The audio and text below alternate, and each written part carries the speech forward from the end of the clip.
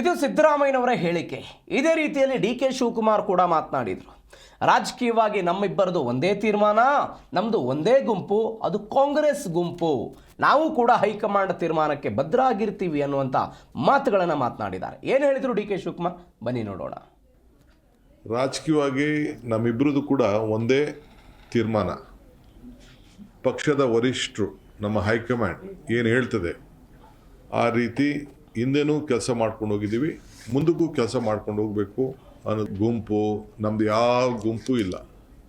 ನಾನು ಯಾವ ಗುಂಪು ಅವ್ರ ಅವಕಾಶ ಕೊಡಲಿಲ್ಲ, ಇವತ್ತು ಅವಕಾಶ ಕೊಡೋದಿಲ್ಲ, ನನಗೆ ಅವಶ್ಯಕತೆಯೂ ಇಲ್ಲ. ನಮ್ಮದು ಒಂದೇ ಒಂದು ಗುಂಪು, ಕಾಂಗ್ರೆಸ್ ಗುಂಪು.